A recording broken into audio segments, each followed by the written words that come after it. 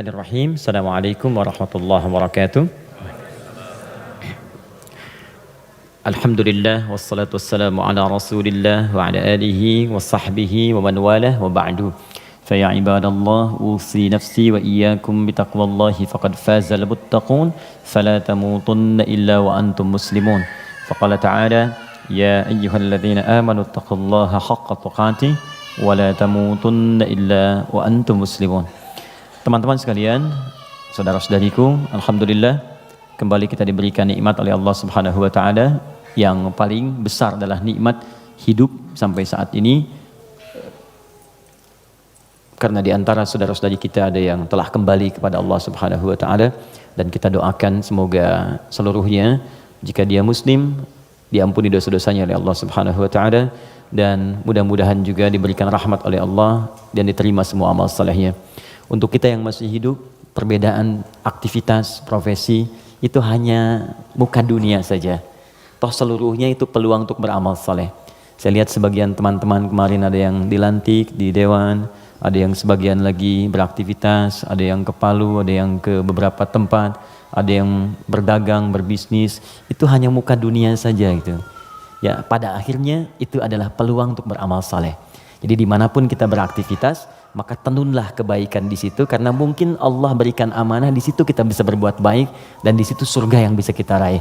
Maka jangan sampai ketika Allah titipkan kita sia-siakan peluang itu, karena tidak semua orang bisa mendapati itu semua. Saya turut mendoakan apapun yang kita kerjakan semoga diberkahi oleh Allah Subhanahu wa taala. Teman-teman sekalian, hari ini saya spesial ingin berikan kesempatan untuk diskusi kita.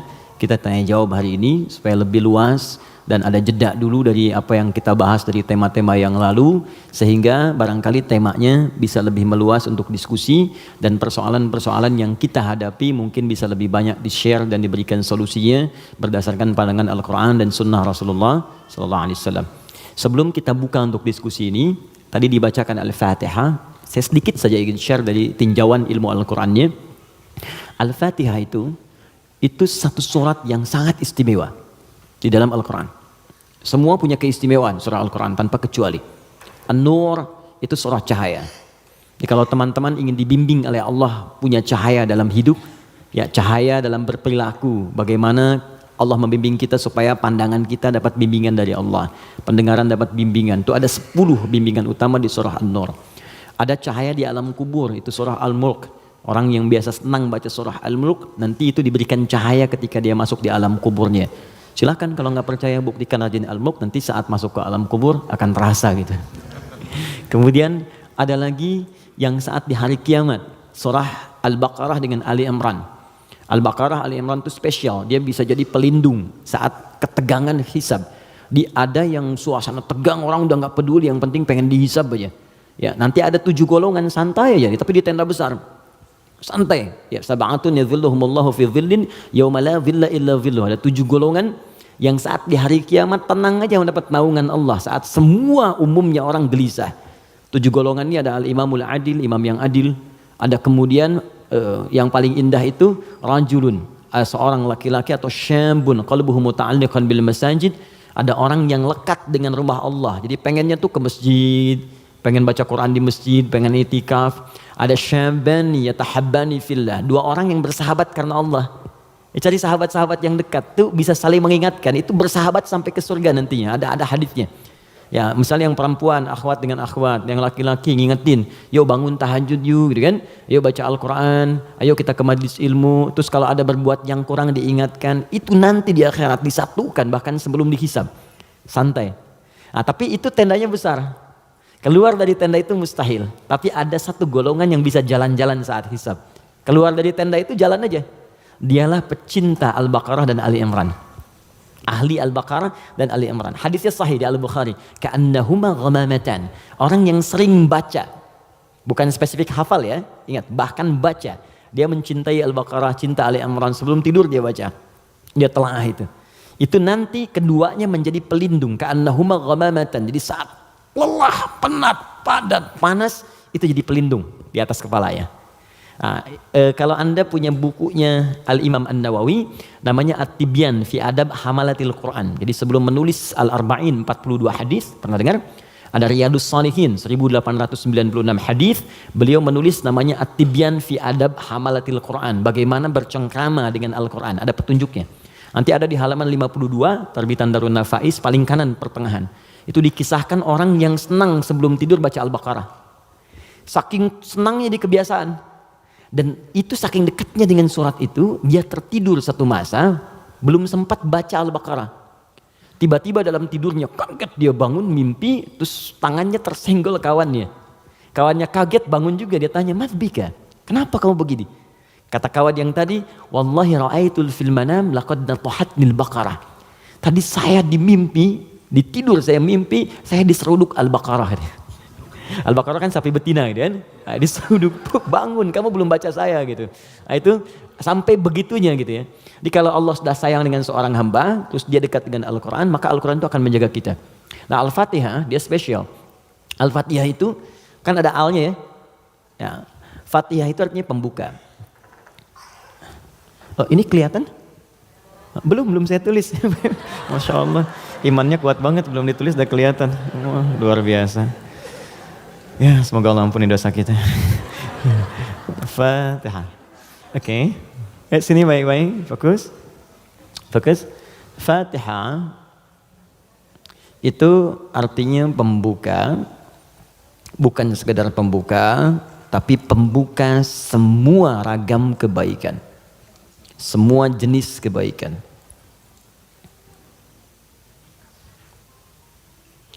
Nah, sebelum ada kalimat Fatihah ini masuk alif lam. Kalau kita belajar gramatikal bahasa Arab di ilmu nahwu khususnya, ya ilmu nahwu. Jadi ada 4 turunan bahasa Arab itu. Jadi ada nahwu, ada sharaf, kemudian sharaf 12 turunannya, ada balaghah 3 turunannya. Ada ma'ani, bayan, badi'. Ma'ani itu untuk memilih kata sehingga diksinya tepat untuk diungkapkan. Kayak kita mau bicara ke orang dewasa dengan anak kecil, anak muda beda kan? Bahasa milenial dengan bahasa yang senior lain ya. Nah, itu ma'ani. Bayan cara mengungkapkannya supaya jelas. Badi untuk memperindah kalimat supaya nyaman diterima. Jadi kalau kita mengajar seperti orang tidak tergurui, memerintahkan tidak tersinggung untuk kemudian diarahkan. Itu badi ya namanya. Sama kayak Anda memuji, saling puji ya. Kamu cantik deh, itu biasa. Tapi kalau kita katakan rembulan pun kalah oleh pesonamu saat ini, itu badi namanya. Silakan bikin status. Arud. Yang terakhir arud. Arud itu sebetulnya ilmu untuk bikin puisi di Arab. Ada 16 rumusnya. 16. Jadi disebut bahar namanya. Ada tawil, tawilun lahulun al-bukhuri fadailu fa'ulun mafa'ilun fa'ulun mafa'ilu. Ada rajaz. Ya mustaf'ilun mustaf'ilun mustaf'ilun mustaf'ilun mustaf'ilun mustaf'ilun. Sautus safiril bulbuli hayyaja qalbith thamili al-ma'u wa zahrum ma'a zahri lahdil muqali fa anta yasali dari wa sayyidi wa maulali fakam tayyibuli ghazailun uqayqali qataftuhu min wadatin fi hadha ar-rajuli faqala la la la faqad ghada muharwili wal walad wali ya wailali faqultu la tuwalwili fabayinu lu'ali qalat lahu hina kadha in radidul muqali kahatan ka khailali tabtabitam tabtabuli. Coba diulang. Itu orang Arab. Cuma nanti belakangan itu bisa jadi rumus untuk bisa membedakan cara baca Quran dengan cara bacaan di luar Quran. Bisa. Di puisi itu kan puisi Arab ada qasidah namanya. Ya qasidah itu asalnya bukan yang pakai rebana, bukan. Ya qasidah itu kalau puisi ada 7 bait disebut qasidah. Misal, rumusnya madid. Mufa'alatun fa'ilatun tala'al badru alaina min thaniyatil wada'. Itu asalnya qasidah. Dari bait puisi rumusnya madid. Ya, tapi orang jahiliyah dulu pun saat masuk Islam itu nggak pernah baca Quran dengan langgam-langgam ini. Ya pernah ada riwayat sampai Nabi misalnya imam baca Quran dengan madid. Ya, tala'al badru alaina wadduha wal laili idza saja. Kan enggak kan? Jadi sejahiliyah-jahiliyah mereka pun itu nggak pernah digunakan langgam ini untuk baca Al-Quran karena memang beda. Jadi kaidah makanya nggak bisa musik misalnya sekarang lagunya dipakai untuk baca Quran itu nggak bisa. Karena beda ininya, frekuensinya lain. Gak ada kan imam baca sekarang, iyyaka na'budu wa iyyaka nasta'in, gak ada kan? Ya bisa sih bisa, cuman enggak gitu ya, kan gak enak kedengarannya. Itu ilmunya arud namanya. Dan ini ilmu bisa digunakan untuk mengukur pahala yang diberikan oleh Allah. Nanti lain waktu kita bahas. Nah, di ilmu nahwu ada al. Al ini punya dua arti secara umum. Satu disebut ta'rif, ma'rifat. Ma'rifat. Ma'rifah. Yaitu huruf yang ketika melekat pada kalimat menunjukkan sesuatu yang khusus, spesifik. Kalau di bahasa Inggris, the mungkin ya, artikel the.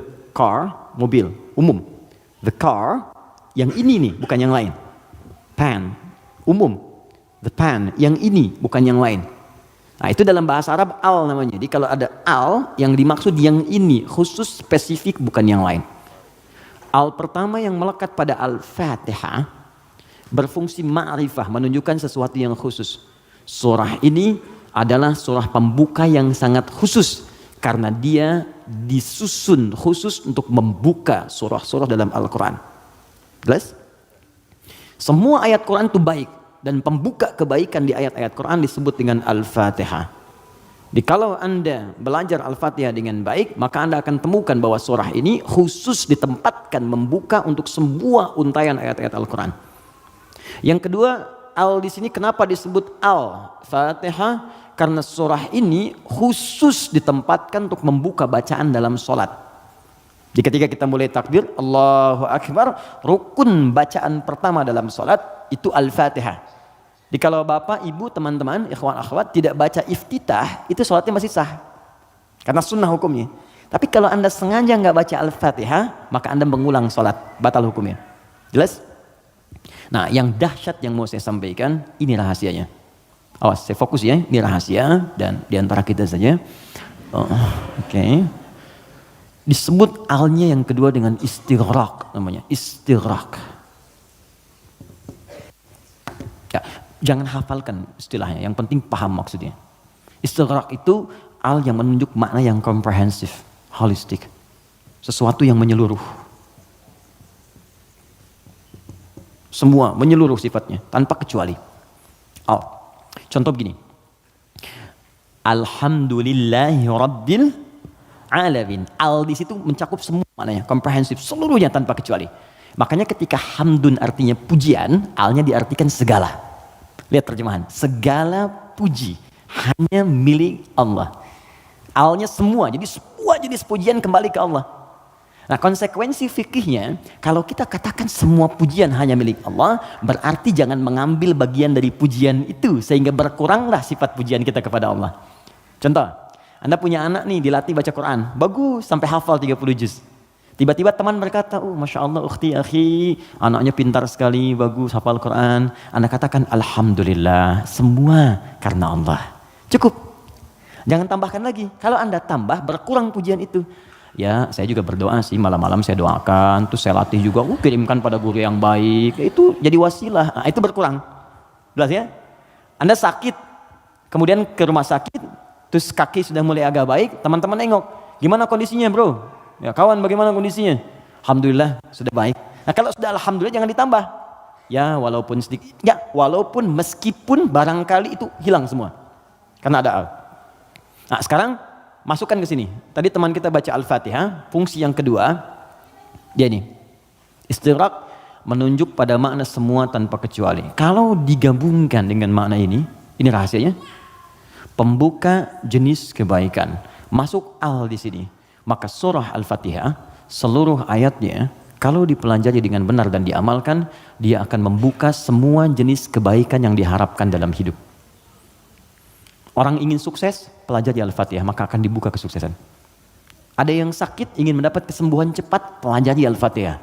Di situ ada rahasia bagaimana mendapatkan kesembuhan cepat dari Allah. Orang ingin rezeki, ingin ilmu, pelajari Al-Fatihah. Maka di situ ada nilai-nilai kebaikan yang cepat dibuka. Makanya satu-satunya surah dalam Al-Quran yang banyak namanya, sesuai dengan objek kebaikannya hanya Al-Fatihah. Dia disebut Asy-Syifa, karena di dalamnya ada kandungan untuk mempercepat datangnya kesembuhan dari Allah. Ada kepala suku di Arab dulu tersengat kalajengking Arab, racun masuk ke dalam sampai sekarat. Secara medis nggak bisa, semua angkat tangan. Datang rombongan sahabat, yang tadinya mampir ditolak, kemudian dikejar. Ada nggak yang bisa menyembuhkan di antara kalian? Satu orang mengangkat tangan. Kata orang ini, insya Allah, bukan saya akan sembuhkan kalau Allah berkehendak. Dibawa orang ini kemudian menghadap pada kepala suku tadi, dilihat kondisinya, dibacakan Al-Fatihah, hanya sekali baca, tidak diulang, tanpa wasilah apapun. Begitu dibacakan, selesai baca, sembuh orangnya. Nah, ini pembuka semua jenis, makanya dalam setiap keadaan seringkali dibaca Al-Fatihah, Fatihah, Al-Fatihah. Tapi persoalannya, kok orang dulu bisa sekali baca sembuh, orang sekarang ratusan ribuan kali nggak sembuh-sembuh gitu. Persoalannya apa? Nah, rahasia Al-Fatihah ada di ayat kelimanya. Ini yang mau saya sampaikan, ini hadis qudsi di sini. Ya. Ayat kelima, yuk kalau kita hitung dari bismillah, bismillahirrahmanirrahim, alhamdulillahirabbil alamin, arrahmanirrahim, maliki yaumiddin. Kelima, iyyaka na'budu wa iyyaka nasta'in. Saya bacakan hadis qudsinya, ini yang mengiringi ayat ini saat diturunkan.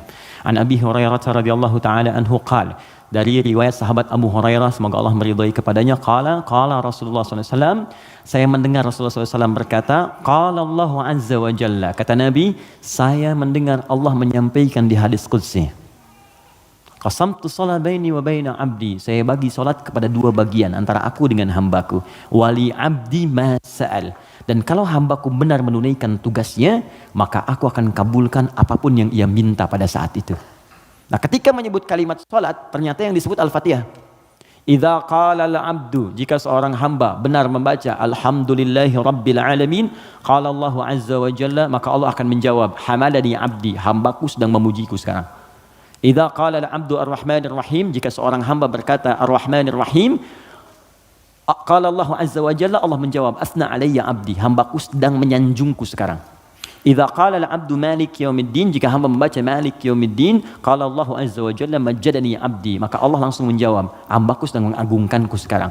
Gini, maksud kalimat ini di pembuka yang 4 ini, kata para ahli hadis, salah satunya ingin memberikan gambaran kepada kita bahwa setiap beraktivitas rasakan kita dipersaksikan oleh Allah. Itu poinnya. Saya ulang ya, kalau Anda ingin mendapatkan janji dari kemuliaan Al-Fatihah ini, maka rumus yang pertama, kata para pakar hadis, rasakan setiap kali kita berinteraksi, sekalipun hanya berkata itu, rasakan Allah mengawasi kita. Itu yang disebut ihsan namanya. Apa namanya? Ihsan. Itu ada di hadis Muslim, nomor hadis yang ke-8, paling kiri sebelah atas. Hadis Muslim. Nomor hadis yang ke-8. Di Al-Arba'in, nomor hadis yang kedua. Riwayat Umar bin Khattab. Ihsan an ta'budallaha ka'annaka tarah fa illam takun tarahu fa innahu yarak. Perhatikan baik-baik. Anda jadikan, kata Nabi, ini rumus cepatnya, kalau semua hidup ingin dimudahkan oleh Allah, semua ingin dibuka kebaikannya, maka pertama jadikan semua aktivitas kita sebagai ibadah. Itu poinnya. Yuk teman-teman yang kerja, niatkan ibadah. Kalau Anda cuma kerja aja, jangankan Anda yang belum beriman pun kerja juga. Coba cek. Anda bisnis, dia bisnis. Bisnisnya sama dengan Anda. Anda kerja, dia kerja. Kerjanya sama dengan Anda. Di kantor yang sama, jamnya sama, pekerjaannya sama. Dia belum beriman, Anda beriman. Pertanyaan saya, yang membedakan iman Anda dengan dia yang belum beriman apa? Maka kata Nabi, mesti ada bedanya. Bedanya itu adalah, jadikan pekerjaan kita diniatkan ibadah. Itu poinnya. Makanya setiap pekerjaan kita itu pasti melekat doa di dalamnya. Untuk menjadikan pekerjaan jadi ibadah. Silahkan cek. Cuma dalam Islam ya, dan kita hormati yang lain. Oke, jangan mencela, jangan apapun, kita hormati, tapi kita yakini untuk menunjukkan Islam itu agama yang benar. Cuma dalam Islam yang seluruh aktivitasnya bersanding dengan doa. Dari bangun tidur sampai tidur lagi. Coba lihat. Bangun tidur kita ada doanya nggak? Ada. Cek. Yang lain tidak. Bangun tidur kita ada doa. Makan ada doanya? Ada. Minum? Ada. Berpakaian? Ada. Bahkan maaf ya, urusan ke toilet pun ada doanya. Bahkan kakinya diatur. Masuk toilet kaki kiri, keluar kanan. Beda dengan ke masjid. Masuk masjid kaki kanan, keluar kiri. Doa masuk keluar beda. Tuh, bekerja ada doanya. Even kita tidak tahu doanya pun, kata Nabi cukupkan dengan kalimat Bismillahirrahmanirrahim. Kullu amrin dzibalin la yubda'u fihi bi Bismillahirrahmanirrahim fahuwa abtar. Setiap perbuatan baik yang tidak diiringkan kalimat Allah di dalamnya, minimal Bismillahirrahmanirrahim. Paling singkat Bismillah. Minum Bismillah, makan Bismillah, ya bekerja Bismillah. Itu kalau kita nggak ungkapkan itu mohon maaf, nilai ibadahnya hilang. Ya. Nah, apa manfaat menjadikan aktivitas kita ibadah? Di antara manfaatnya, kalau kita menjadikan itu ibadah dan kita merasa disertai, diawasi oleh Allah, maka mustahil Anda akan mengerjakan yang buruk dalam hidup. Mustahil. Ini ada minuman ditawarkan pada Anda. Dan Anda merasa saat akan minum ini, Allah mengawasi kita. Maka mustahil Anda akan menyentuh minuman yang tidak disukai oleh Allah. Mustahil. Demi Allah saya katakan. Gak akan pernah Anda minum minuman yang dilarang, bahkan mengucapkan kalimat bismillah. Udah minum aja dulu whiskinya pakai bismillah biar dosanya kurang dikit. Gak bisa. Mustahil. Gak akan Anda sentuh. Pekerjaan juga begitu. Ya, kaki, tangan, teman-teman yang tugas di dewan gak akan nyusun anggaran macam-macam. Kenapa? Karena merasa Allah lihat. Gak mungkin Anda tanda tangan sesuatu sementara Anda merasa disaksikan Allah. Dan Anda tanda tangan pada yang buruk, mustahil. Oh tapi kan fee-nya besar nih proyeknya. Allah menyaksikan kita. Atau saya istikharah dulu deh biar benar. Jelas ya? Nah, kalau kita merasa disaksikan Allah, kemudian kita berada di track yang benar untuk mengerjakan kebaikan. Jadi dari mulai kepala sampai kaki itu semua baik. Melihat baik, karena takut begitu melihat yang salah Allah lihat nih, malu. Mendengar baik, melangkah baik. Ketika kebaikan ini dijaga, maka terbukalah semua pintu kebaikan. Ini maksudnya. Maka ketika Anda jadikan ibadah, maka perhatikan kalimatnya. Idza qala al-'abdu, ketika hamba sampai pada kalimat iyyaka na'budu. Ya Allah, kepadamu saja, untukmu saja. Perhatikan cara menerjemahkannya. Kami beribadah. Maksudnya kami jadikan semua aktivitas kami sebagai ibadah hanya kepadamu saja. Salat kami hanya untukmu. Puasa kami hanya untukmu. Bekerja pun kami niatkan mendapat ridhamu. Tidur pun kami niatkan mendapat ridhamu. Makanya sebelum tidur kita ada doanya. Kan? Jika Anda benar mengucapkan kalimat ini, iyyaka na'budu, dan kita praktekkan dalam hidup, perhatikan. Wa iyyaka nasta'in. Ya Allah, saya seorang hamba yang pasti punya persoalan dan butuh pertolonganmu. Kalaupun saya punya masalah, pasti saya hanya akan minta kepadamu. Lihat jawabannya. Hadza baini wa baina abdi. Langsung dijawab oleh Allah tuntas. Ini perjanjian antara aku dengan hambaku. Wali abdi. Kalau hambaku benar komitmen dengan perkataannya, mengerjakan semua aktivitasnya sebagai ibadah kepadaku, masalah apapun yang dia minta, aku akan kabulkan. Hadis qudsi. Apapun yang dia minta, aku akan kabulkan. Bahkan ada orang yang belum minta sudah diberikan oleh Allah Subhanahu wa taala, bergantung pada level ibadah yang ia kerjakan. Semakin tinggi, semakin kuat. Nah, kalau Anda kumpulkan jumlah ibadah ini, ada sholat, ada puasa, Anda tingkatkan, infak, baca Quran, semakin ditingkatkan semakin tinggi, maka kumpulan ibadah ini disebut takwa namanya. Apa namanya? Takwa. Karena itu ketika Quran menyebutkan kalimat takwa, pasti bersanding dengan ibadah. Coba lihat, sholat ibadah bukan? Kalimat sholat dibuka dengan takwa. Dzalikal kitabu la raiba fihi hudal lil muttaqin. Al-Baqarah ayat 2. Siapa orang takwa di sini? Ayat 3. Alladzina yu'minuna bil ghaib wa yuqimunas shalah. Oke, teman-teman, kita puasa. Puasa dibandingkan dengan takwa. Al-Baqarah ayat 183. Ya ayyuhalladzina amanu kutiba alaikumus syiyam kama kutiba alal ladzina min qablikum la'allakum tattaqun. Yang kemarin haji, semoga Allah terima hajinya. Yang umrah, semoga yang belum segera berangkat insyaallah, ya. Yang gak cukup dengan amin, nabung, siapin schedule yang baik. Oke, sekarang lihat. Kita haji yang umrah, itu muaranya takwa. Buka Quran surah kedua, ayat 197, paling kanan sebelah atas. Al-hajju ashhurum ma'lumat, faman faradha fihinna al-hajja fala rafatha wala fusuqa wala jidala fil hajj wa ma taf'alu min khairin ya'lamhu Allah wa tazawwadu fa inna khairaz zadi taqwa. Semua takwa. Nah, rahasianya di sini. Kenapa kita diminta salat, puasa, zakat, takwa? Karena ternyata takwa itu wasilah untuk mencapai harapan yang kita inginkan. Buka Quran surah kelima ayat 35, paling kanan sebelah bawah di mushaf. Quran surah kelima Al-Maidah ayat 35. Saya kasih rumus cepat, setelah ini kita diskusi. Oke. Ya ayyuhalladzina amanu, hai orang-orang yang telah menyatakan dirinya beriman kepada Allah, ittaqullaha, tingkatkan takwamu kepada Allah. Tadi bentuknya ibadah. Jadi kalau sholat tingkatkan. Maksud ditingkatkan di sini dari yang fardu ke sunnah, gitu kan? Dia bukan menambah bilangan yang fardu. Oh berarti besok aku subuh dari 2 jadi 4 gitu ya Ustaz. Ya saya tambah dengan yang sunnah. Yo, yang belum duha, yang belum tahajud, tambah naik ke atas. Ya, puasa tambah yang dari Senin tambah Kamis. Okay? Kamis, Senin, Kamis, puasa Ayyamul Bid 3 hari di pertengahan bulan. Tambah lagi misalnya Daud kalau kita mampu sesuai dengan kemampuan. Naik untuk apa? Teruskan ayatnya. Wabtaghu ilaihil wasilah. Takwa itu gunakan sebagai wasilah untuk meminta kepada Allah apa yang kau harapkan. Teman-teman mau minta apa? Sukses di karir? Nyaman di rumah tangga? Anak-anak sehat? Pintar? Hafal Quran? Kalau Anda punya permohonan tertentu kata Allah, maka sebelum memohon, cari dulu wasilah takwa. Beramal dulu. Dan niatkan amalan itu untuk mewujudkan apa yang ingin Anda mohonkan tadi. Itu rumus. Makanya banyak orang yang mengerjakan ibadah itu diisi dengan doa permohonan. Puncaknya sholat. Makanya sholat disebut sholat karena banyak doa di dalamnya. Coba lihat, waktu kita diminta sholat. Mu'adzan itu pengumumannya, kan itu membuat kalimat bukan cuma sholat. Saya tanya sebentar, yang pengen sukses boleh angkat tangan siapa? Oke. Yeah, it's happening. Oke, yang pengen bahagia? Baik. Yang pengen sukses tapi nggak bahagia? Pilih mana? Sukses tapi nggak bahagia atau bahagia nggak sukses? Tidak ada pilihan ketiga dan nggak usah milih. Ini saya satu dulu. Oke, kalau Anda ingin keduanya, sukses dan bahagia, namanya falah di bahasa Arab. Apa namanya? Falahun. Kalau Anda genggam itu, digenggam, dan nggak mau Anda lepas, maka disebut aflah namanya. Aflah. Oke, sekarang lihat sini. Teman-teman masih ingat setiap hari kita sholat kan? Sebelum kita sholat ada tanda waktu sholat telah tiba. Apa tandanya? Adzan. Yuk kita lihat suara adzan.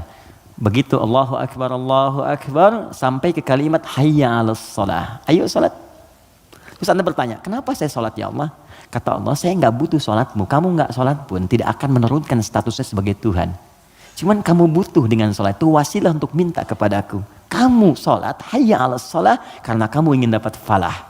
Maka dalam suara adzan setelah hayya 'alas shalah apa kalimatnya? Hayya 'alal falah. Kalau sudah digenggam itu aflah namanya. Kata Allah, orang beriman pasti menggenggam kesuksesan. Itu pasti. Jadi kalau orang beriman sukses itu nggak aneh. Yang aneh itu beriman tapi nggak sukses. Aneh itu. Pasti ada yang kurang menerapkan nilai keimanannya. Makanya Allah turunkan surat orang beriman yang sukses itu. Quran surah ke-23. Al-Mu'minun. Perhatikan pembuka ayatnya. Qad aflahal mu'minun. Aflah. Kata Allah, orang beriman itu semuanya tanpa kecuali pasti akan menggenggam kesuksesan dan kebahagiaan dalam hidupnya. Walaupun definisi sukses itu bisa beda-beda. Bagi si fulan ketika aku mencapai posisi ini, bagi yang lain di sini pun aku sudah sukses. Ya, bahagia juga bisa lain-lain. Ya, orang berkata minum kopi udah bahagia, minum teh bahagia, bahagia itu begini, bahagia itu seperti ini. Tapi Quran tuh memberikan yang pasti gitu. Karena semua manusia itu relatif. Kata Allah, kalau engkau ingin menggenggam kebahagiaan itu, maka ini amalannya. Alladzina hum fi salatihim khashi'un, salat. Alladzina hum lizakati fa'ilun, zakat. Karena itu ketika teman-teman saya, kita, Anda, kita semua diminta ibadah, maka cara berpikirnya jangan jadikan beban. Kalau jadi beban capek Anda. Suruh tahajud, capek ya, malas. Tapi kalau cara berpikirnya adalah mendapatkan apa yang kita harapkan, nih Allah janjikan, dikabulkan doa, dikasih kemudahan. Kalau cara berpikirnya ke situ, maka kita akan semangat bahkan menunggu ibadah itu tiba waktunya. Jelas? Maka kalau teman-teman setiap kajian dengan ustadz manapun, siapapun, tadi ada yang bacakan Al-Fatihah seperti tadi, maka ingat-ingat, barangkali bukan Al-Fatihah yang dibacakan. Barangkali ada pengingat dari Allah, hey, dari sekian bacaan itu engkau bacakan 17 kali dalam sehari seumur hidup, maka berapa yang sudah engkau praktekkan? Apakah engkau merasa aku mengawasimu saat beraktivitas? Ataupun engkau merasa bahwa setiap ibadah itu bukan beban, tapi untuk mengabulkan apa yang engkau harapkan?